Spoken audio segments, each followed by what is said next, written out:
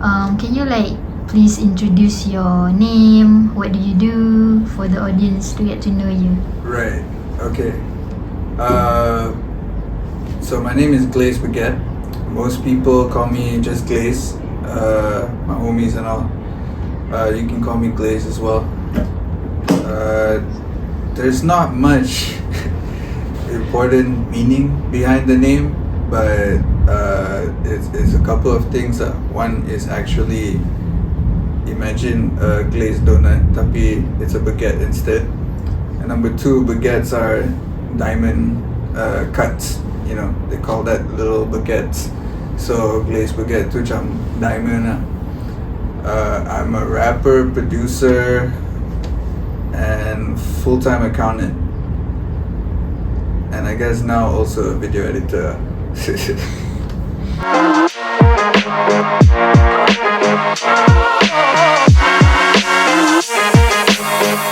Okay, so with Lil Testament, I think it was more of a surprise drop. I finished it in a very short span of time, and I guess the theme around the album is it's not so much a theme, but it's me exploring different sounds and different types of beats, collabing with different people, new friends, and just my debut album Dirty Blues was my sound and whatever I wanted to do. So with Lil Testament, I was just trying out newer stuff.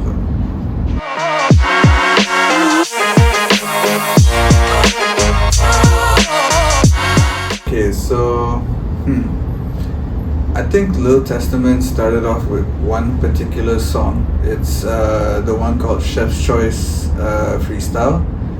I made the beat here one day randomly, and it's a very it's a type of beat that I don't normally make. So I was like, okay, I don't think if I send this out to anyone also they'll jump on it.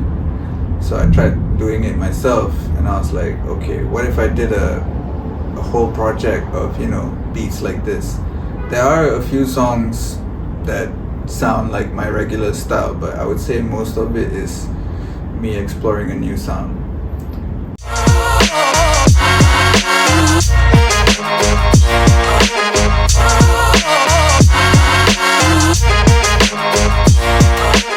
Right, so producers, everything is still produced by myself. I think I'm a bit stubborn about producing my own projects. Not to say I wouldn't hop on anyone else's beats, like dengan Budak Blanco, like I always hop on whether it's PH1 or MVL, their beats. I think producers need to send me some beats, man. I wanna get some new shit. But that aside, so production is all by myself, but trying out these newer sounds. For the rappers, it's the first one to hop on the project was Belkin Daryl, shout out BV, huge shout out, dia buat Dunia Lain dengan aku, and that was a banger, and that also inspired me to turn it into a bigger project. I was like, okay, I want to work with more artists, different artists than I'm used to working with. Previously, it's mostly the Blanco Boys, Young Arif, the Frosty, and I think the newest one for my first album was Guard. Guard was a new partner to work with. That was fun for Messenger Hit. So for this album, I had Belkin, I had Rudin come by from Kuantan. Shout out to Rudin. Sorry for making you come all the way. And then I had J Station as well on the first track, 25 clips, and it was fun. I had Rudin and BV in the studio, tapi with J Station tak sempat time tu I was wrapping up the EP already. But having to work with different rappers is always fun, to see how they either write on the spot or how their recording process is like. And like BV, he sort of like freestyles that shit, which is super cool to see. I can't do that shit, bro. Like, scary though.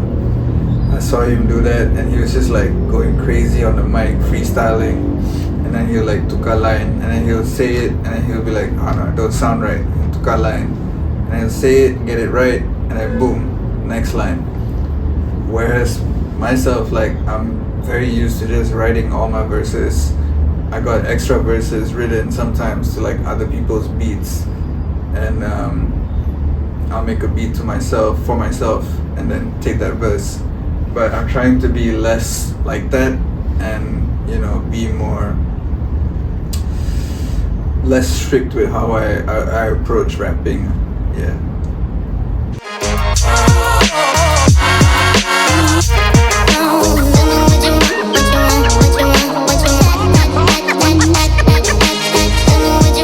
So putting music out on vinyl has always been it's been a lifelong dream for me.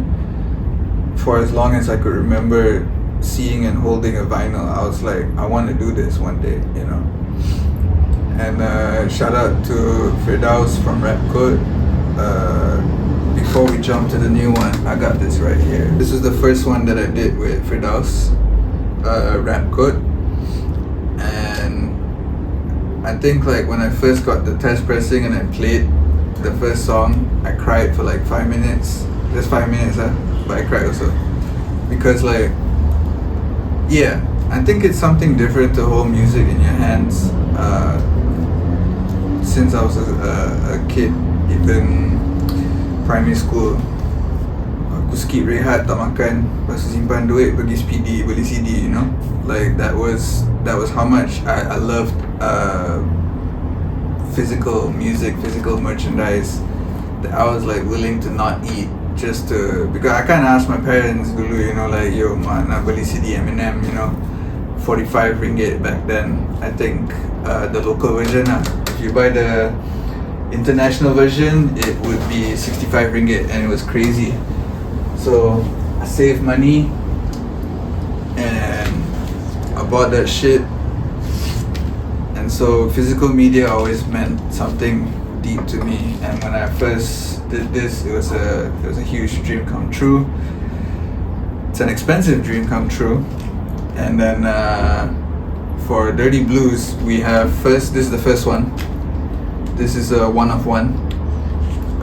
So just one copy available. It's a picture disc, and I wanted this to be like a collector's edition. Every merchandise that I produce, I want the listener, the buyer, to really appreciate what they have in their hands, you know. Because back then when I opened CD and I look at the booklet, I used to read like, oh, where was this album recorded? You know, when was the album recorded? Who's the recording engineer? You know, it's nerd shit, but it was interesting for me to see that and hold it in my hands. And you know, sometimes they have behind the scenes pictures and all that stuff. It was super interesting. And so I want to do the same thing for my listeners and my fans. And so this is the one of one. It's got the artwork printed on the vinyl, and the back it's got a special one. And this one, even though it's a collector's edition already, like aku tengah buat one of one sleeve, you know. I cut up a Ralph Lauren polo bag, and I'm making a sleeve for y'all. Whoever gets this one of one nanti, they'll see it'll be a real piece to hold. But even the 50 copies of the regular ones, which you guys heard it here first, just arrived last night. I don't have it with me. Firdaus has it, but the 50 copies just arrived last night.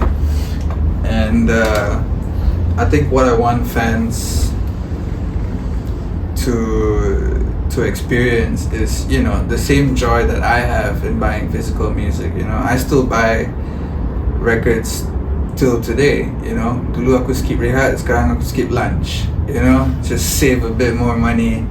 CDs were $45, vinyl is now like 200 ringgit. Mahal sikit lah, right? But once in a while I still like to cop that shit, or pergi Cop Mall, buy old records.